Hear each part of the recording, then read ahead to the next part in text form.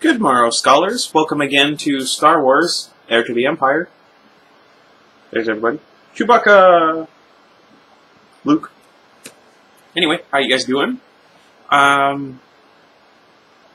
have the costume here. Oh, real quick. Would you guys prefer a Kylo Ren style lightsaber, black with red, or one, like that, the crossguard saber, but silver with yellow? Or green, or Arctic blue, very pale, bright blue. Anyway, we are on chapter 25, page 309. I know, right? Look how far we've gotten. Keep in mind, though, there's still 2 more books after this one. Anyway. Oh, no. I was about to say, whatever happened with Leia? It's been a while, and, well, we're back. The room was quiet and dark, the faint nighttime sounds of floating in through the mesh window with the cool night breeze. Staring at the curtains, Leia gripped her blaster with a sweaty hand and wondered what had awakened her. She lay there for several minutes, heart thudding in her chest. But there was nothing, no sounds, no movements, no threats that her limited Jedi senses could detect. Nothing but a creepy feeling in the back of her mind that she was no longer safe here. She took a deep breath, let it out silently as she continued to listen. It wasn't any fault of her hosts, or at least nothing she could blame them for. The city's leaders had been on incredibly tight alert for the first couple of days, providing her with over a dozen Wookiee bodyguards, while other volunteers combed through the city like hairy Imperial walkers, searching for the alien she'd spotted that first day here. The whole thing had been carried out with a speed, efficiency, and thoroughness that Leia had seldom even seen in the top ranks of the Rebel Alliance. But as the days passed without anyone finding a trace of the alien, the alert had gradually softened.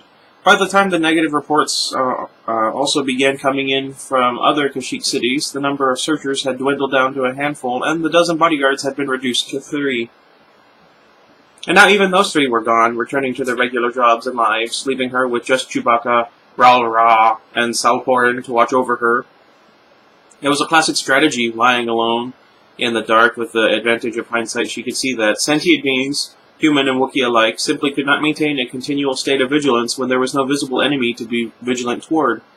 It was a tendency they'd had to fight hard against in the Alliance, as they'd also had to fight against the too often lethal inertia that seduced a person into staying too long in one place. She winced, memories of the near disaster on the ice world of Hoth coming back to haunt her. She and Chewbacca should have left Rok days ago, she knew. Probably should have left Kashyyyk entirely, for that matter. The place had become too comfortable, too familiar. Her mind no longer really saw everything that went on around her, but merely saw some of it and filled in the rest from memory.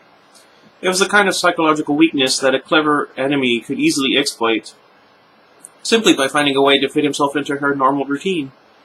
It was time for that routine to be broken. Listen to her. She's intelligent. She peered over at the bedside chrono. Did a quick calculation. About another hour until dawn. I liked that game. There was a repulsor lift sled parked outside. If she and Chewbacca got going now, they should be able to get the Lady Luck into space a little after sunrise. Sitting halfway up, she slid across the bed, set her blaster down on the nightstand, and picked up her comlink. And in the darkness, a sinewy hand reached out to seize her wrist.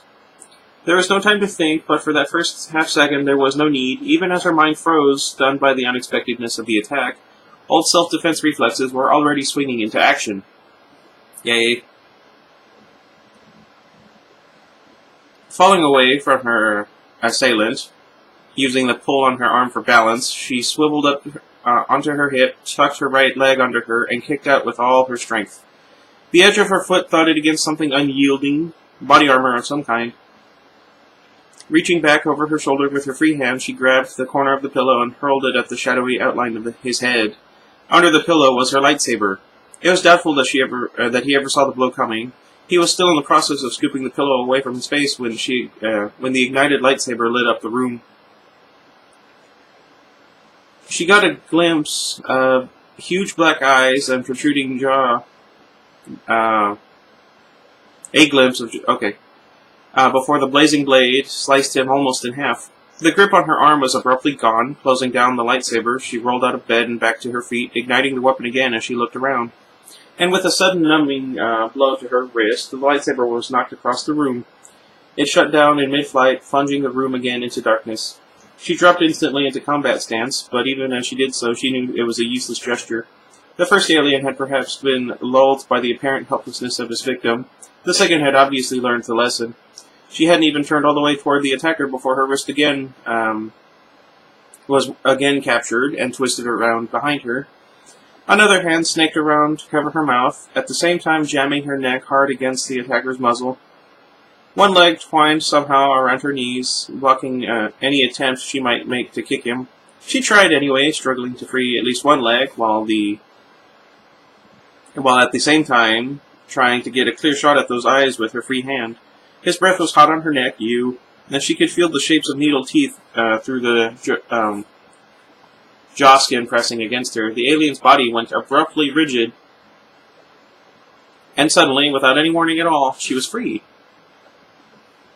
She spun around to face the alien, fighting to regain her balance in the sudden loss of anything solid to lean against, and wondering what this new game he was playing.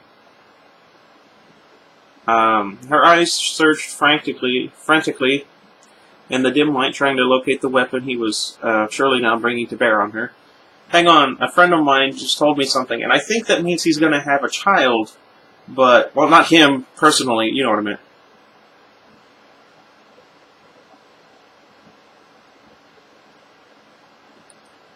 It's confirmed.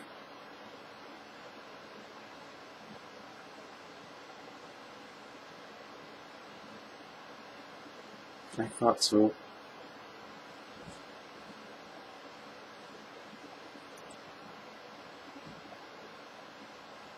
Hang on. I didn't want to assume.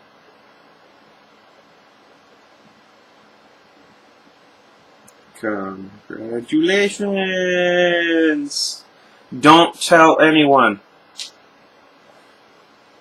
I guess I could edit this out. Whatever.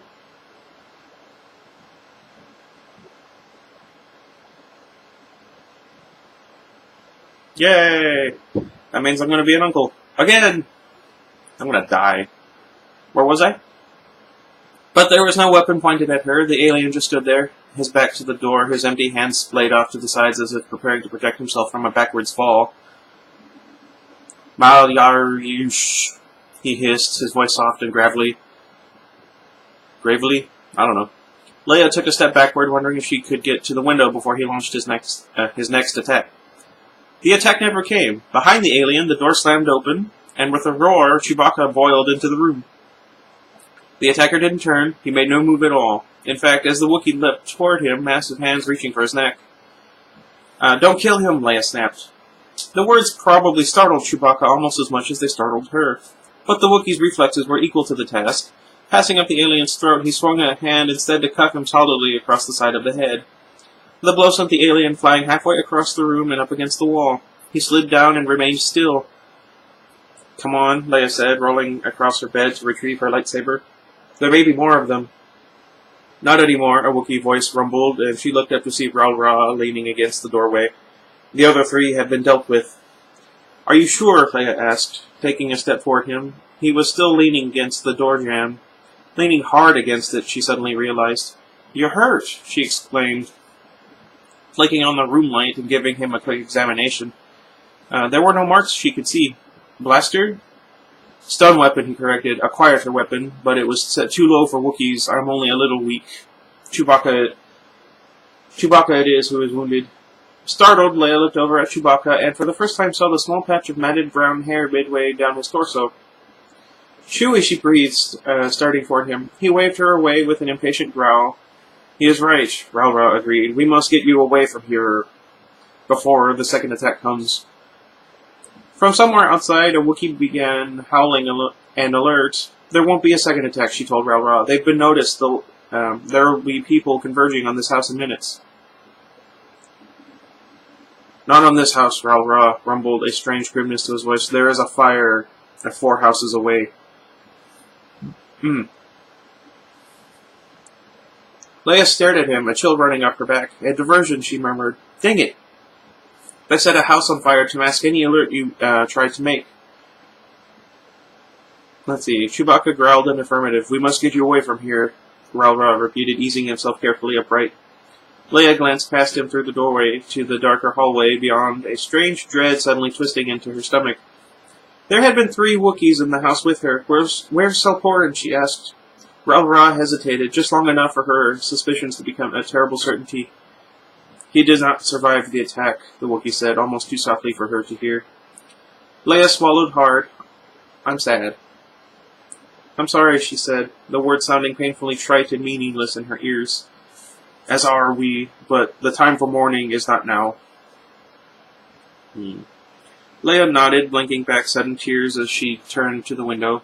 She'd lost many friends and companions in the midst of battle through the years, and she knew that Ralra was right, but all the logic in the universe didn't make it any easier. There were no aliens visible outside, but they were there, that much she was sure of. Both of the previous teams she and Han had tangled with had consisted of considerably more than 5 members, and there was no reason to suspect that this one would be any different. Chances were that any attempt to escape overland would be met with a quick ambush.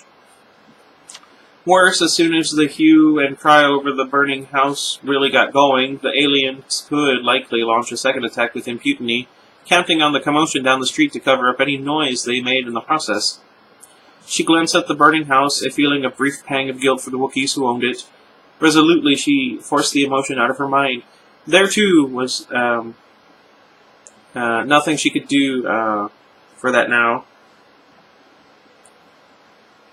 The aliens seem to want me alive, she said, dropping the edge of the curtain and turning back to Chewbacca and Ralra. If we can get the sled into the sky, they probably won't try to shoot us down. Do you trust the sled? Ralra asked pointedly. Leia stopped short, lips pressed tightly together in annoyance with herself. No, of course she didn't trust the sled. The first thing the aliens would have done would have been to disable any escape vehicle within reach. Disable it, or worse, they could have modified it to simply fly her directly into their palms. She couldn't stay put, she couldn't go sideways, and she couldn't go up, which left exactly one direction. I'll need some rope, she said, scooping up an armful of clothes and starting to get dressed. Strong enough to hold my weight, as much as you've got. They were fast, all right, a quick glance between them. You cannot be serious, Ralra told her. The danger would be great even for a Wookiee. For a human, it would be suicide. Probably. I don't think so, Leia shook her head, pulling on her boots. I saw how the branches twist together when we looked at the bottom of the city. It should be possible for me to climb along between them. You will never reach the landing platform alone, Ralra objected. We will come with you. You're in no shape to travel down the street, let alone underneath it, Leia countered bluntly. She picked up her blaster, holstered it, and stepped into the doorway. Neither is Chewbacca. Get out of my way, please. Ralra didn't budge. You do not fool us, Leia Organa Solo. You believe that if we stay here, the enemy will follow you and leave us in peace. Leia grimaced. So much for the quiet, noble self-sacrifice. There's a good chance they will, she insisted. It's me they want, and they want me alive. There is no time to argue, Ralra said. We will stay together here or under the city. Leia took a deep breath. She didn't like it, but it was clear she wasn't going to be able to talk them out of it. All right, you win, she sighed. The alien Chewbacca had hit was still lying unconscious. For a moment, she debated whether or not they dared take the time to tie him up. The need for haste won. Let's find some rope and get moving. And besides, a small voice in the back of her head reminded her, even if she went alone, the aliens might still attack the house and might prefer leaving no witnesses behind. The flat, somewhat spongy material that formed the ground of was less than a meter thick. Leia's lightsaber cut through both it and the house's floor with ease, dropping a roughly square chunk between the braided branches to vanish into the darkness below. I will go first, Ralra said, dropping into the hole before anyone could argue the point. He was still moving a little slowly, but at least the stun-induced dizzy spell seemed to have passed.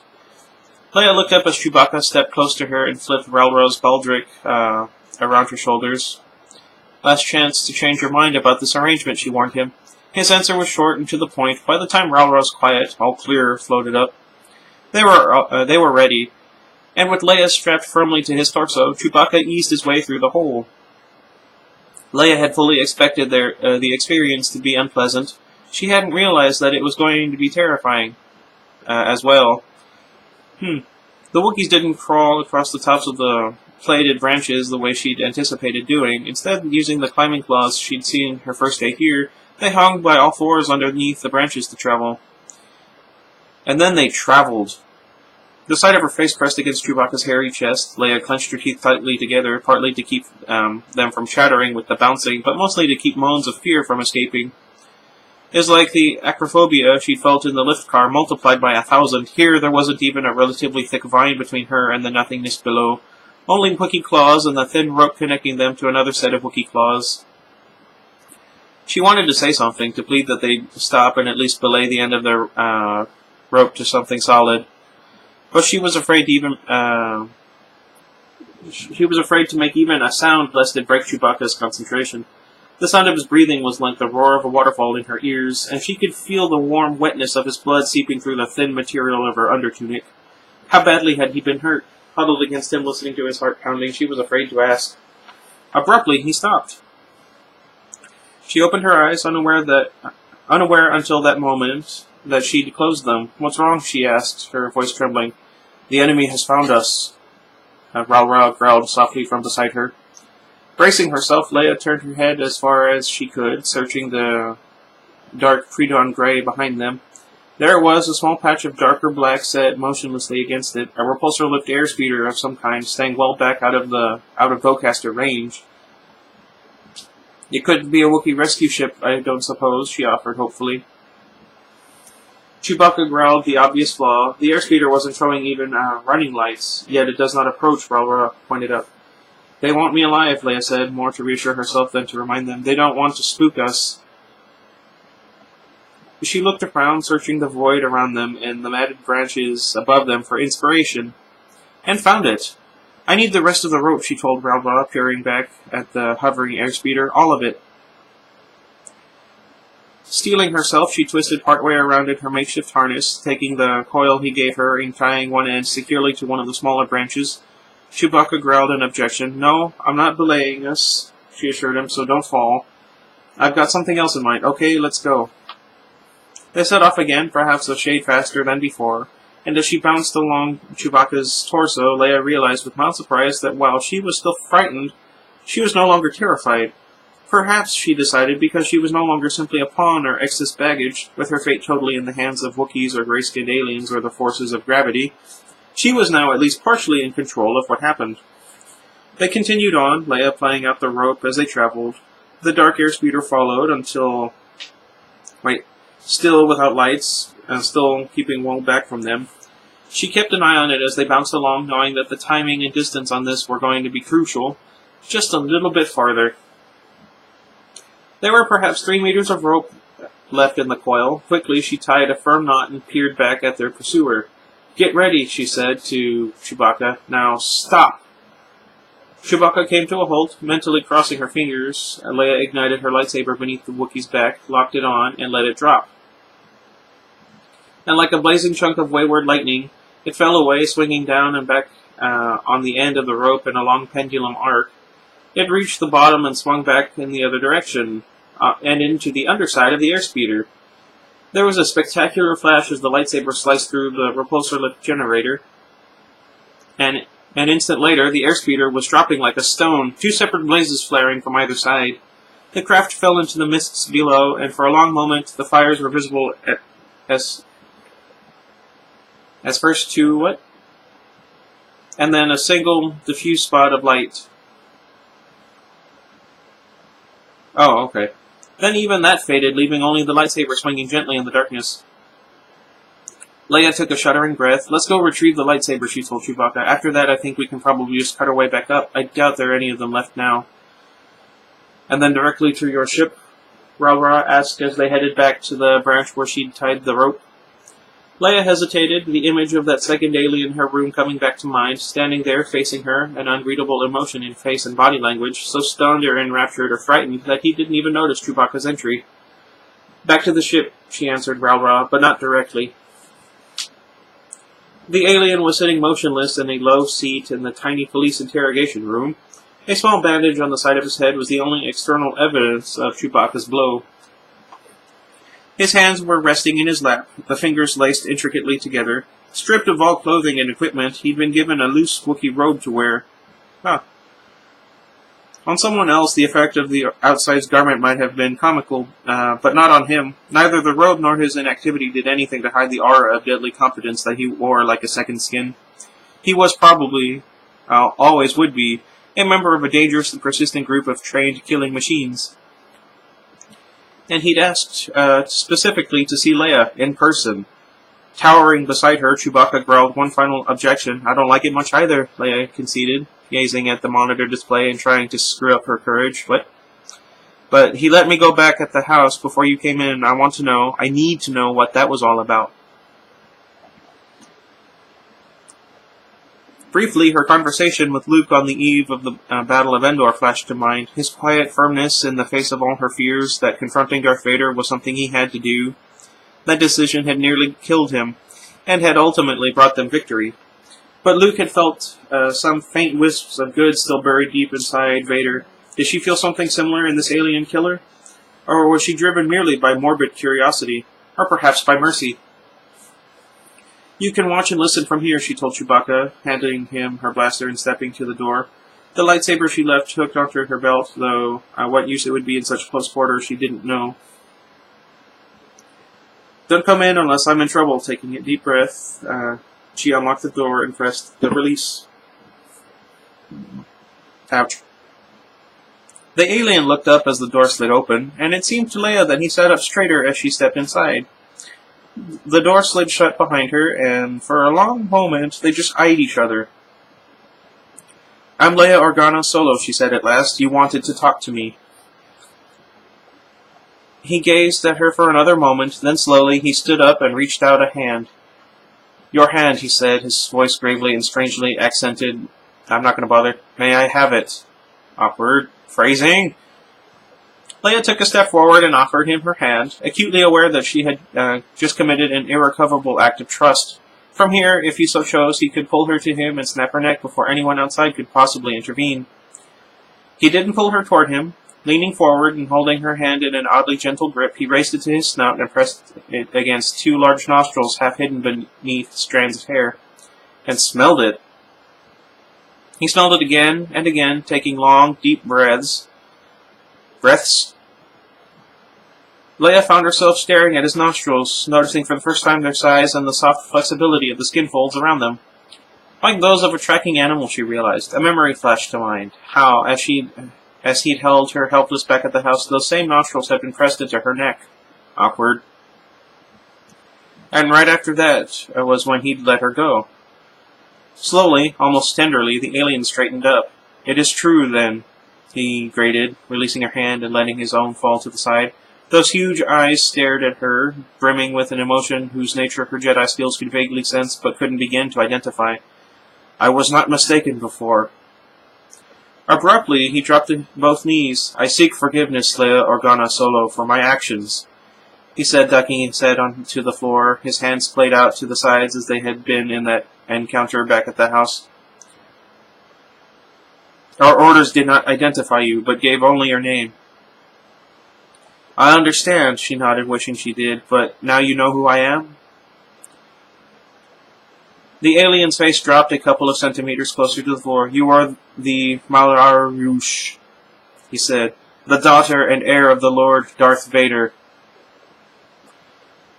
He who was our master." Leia stared down at him, feeling her mouth fall open as she struggled to regain her mental balance. The right-angled turns were all coming too quickly. "Your master?" she repeated carefully. "He who came to us in our desperate need," the alien said, his voice almost reverent, "who lifted us from our despair and gave us hope." That's awesome. "I see," she managed. This whole thing was rapidly becoming unreal. But one fact already stood out. The alien, prostrating himself before her, was prepared to treat her as royalty.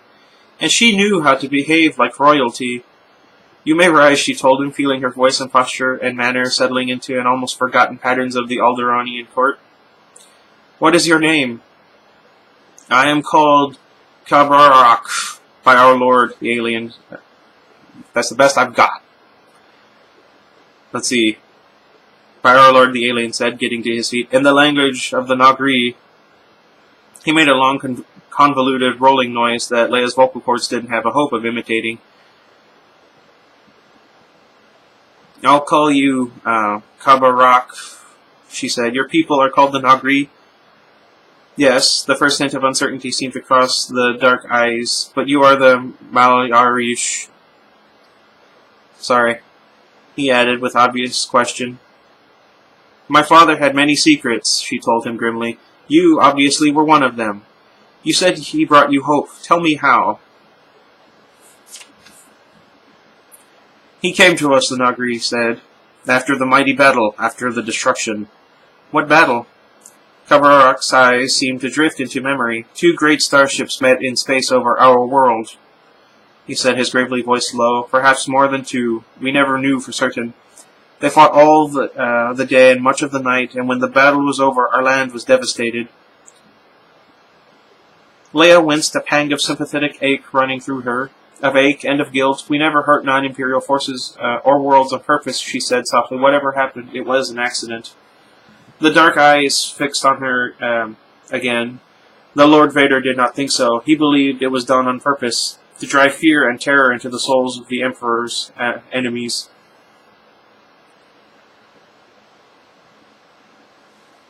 "Then the Lord Vader was mistaken," Leia said, meeting the gaze firmly. "Our battle was with the Emperor, not his subjugated servants." Kabarak drew himself up stiffly. "We were not the Emperor's servants," he grated. "We were a simple people, content to live our lives without concern for the dealings of others." "You serve the Empire now," Leia pointed out. "In return for the Emperor's help," Kabarak said, a hint of pride showing through his deference. There we go. "Only he came to our aid when we so desperately needed it. In his memory, we serve his designated heir, the man whom the Lord Vader long ago entrusted us." "I find it difficult to believe the Emperor ever really cared about you," Leia told him bluntly. "That's not the sort of man he was. All he cared about was obtaining your service against us." "Only he came to our aid," Kabarak repeated. "Because we were unaware of your plight," Leia told him. "So you say." Oh dear. Leia raised her eyebrows. "Then give me a chance to prove it. Tell me where your world is." Kabarak jerked back. "That is impossible. You would seek us out and complete the destruction." "Kabarak," Leia cut him off. "Who am I?" The folds around the Nagri's nostril seemed to flatten. "You are the Lady Vader, the Malarush. I don't know. Did the Lord Vader ever lie to you?" "You said he did." "I said he was mistaken," Leia reminded him, perspiration starting to collect beneath her collar. As she recognized the knife edge, she was now walking along here. Her newfound status with Kabarak rested solely on the Nagri's reverence for Darth Vader. Somehow she had to attack Vader's words without simultaneously damaging that respect. Even the Lord Vader could be deceived, and the Emperor was a master of deception. "The Lord Vader served the Emperor," Kabarak insisted. "The Emperor would not have lied to him." Leia gritted her teeth. "Stalemate. Is your new lord equally honest with you?" Kabarak hesitated. "I don't know." "Yes, you do. You said yourself he didn't tell you who it was you'd been sent to capture." A strange sort of low moan rumbled in Kabarak's throat. "I am only a soldier, my lady. These matters are far beyond my authority and ability. My duty is to obey my orders, all of my orders." Leia frowned, something about the way he'd said that, and abruptly she knew what it was. For a captured commando facing the interrogation, there could be only one order left to follow. Yet you now know something none of your people are aware of," she said quickly. "You must live to bring this information to them." Kabarak had brought his palms to face each other, as if preparing to clap them together. Now he froze, staring at her. "The Lord Vader could read the souls of the Nagri," he said softly. "You are indeed his Malarush." "Your people need you, Kabarak," she told him. "As do I. Your death now would only hurt those you seek to help." Slowly he lowered his hands. "How is it you need me?" "Because I need your help if I'm going to do anything for your people," she said. "You must tell me the location of your world." "I cannot," he said firmly. "To do so could bring ultimate destruction upon my world, and upon me if it were learned I had given you such information." Leia pursed her lips. "Then take me there." "I cannot." "Why not?" "I cannot." She fixed him with her best regal stare. "I am the daughter, the Malarush. Of the Lord Darth Vader, she said firmly. By your own admission, he was the hope of your world. Have matters improved since he delivered you to your new leader? He hesitated. No, he has told us there is little more that he or anyone else can do. I would prefer to judge that for myself, she told him loftily. Or would your people consider a single human to be such a threat? Kabarak twitched. You would come alone to a people seeking your capture? Leia swallowed hard, a shiver running down her back. No, she hadn't meant to imply that, but then she hadn't really been sure why she'd wanted to talk to Kabarak in the first place. She could only hope that the Force was guiding her intuition in all this. I trust your people to be honorable, she said quietly. I trust them to grant me a hearing. She turned and stepped to the door. Consider my offer, she told him. Discuss it with those whose counsel you value. Then, if you choose to meet me in orbit above the world of Endor in 1 month's time. You will come alone, Kabarak asked, apparently still not believing it. She turned and looked at him straight in that nightmare face. I will come alone, will you? He faced her stare without flinching. If I come, he said, I will come alone. She held his gaze for a moment longer, then nodded. I hope to see you there. Farewell. Farewell, Lady Vader. Wow, over 30 minutes. He was still staring at her as the door opened and she left. The tiny ship shot upward through the clouds, vanishing quickly from the air control visual monitor. Beside Leia, Chewbacca growled angrily. I can't say I'm really happy with it either, she confessed. There. But we can't dodge them forever. If we have even a chance of getting them out from under Imperial control, she shook her head. Chewbacca growled again. I know, she said softly, some of his pain finding its way into her own heart. I wasn't as close to Salporin as you were, but he was still my friend. The Wookiee turned away from the monitors and stomped across the room. Leia watched him, wishing there was something she could do to help. But there wasn't. Caught between conflicting demands of honor, he would have to work this out in the privacy of his own mind. Behind her, someone stirred. It is time, Rao said. The memorial period has begun. We must join the others. Chewbacca growled in acknowledgement and went over to join him. Leia looked at Rao. This period is for Wookiees only, he rumbled. Later, you will be permitted to join us. I understand, Leia said. If you need me, I'll be on the landing platform getting the Lady Luck ready to fly. If you truly feel it is safe to leave, Rao said, still sounding doubtful. It is, Leia told him, and even if it wasn't, she added silently to herself, she would still have no choice. She had a species name now, Nagri, and it was vital that she return to Coruscant and get another record search underway. Very well, the mourning period will begin in 2 hours. Leia nodded, blinking back tears. I'll be there, she promised, and wondered if this war would ever truly be over. That's sad. I liked Chewbacca's friend. Anyway, I didn't think the chapter would be that long. I'm surprised. Whew, I'm tired. It might just be one video today. I had kind of a late start, what with Iggy being Iggy. Speaking of which, I need to get him out of the tub. The water should be starting to get cold by now, if it hasn't already. Anyway, let me know what you guys think. I'm hoping that I can do something with the Luke Skywalker costume for a video, preferably on my birthday. I'll let you know, and until next time, goodbye everybody. What happened to my hair?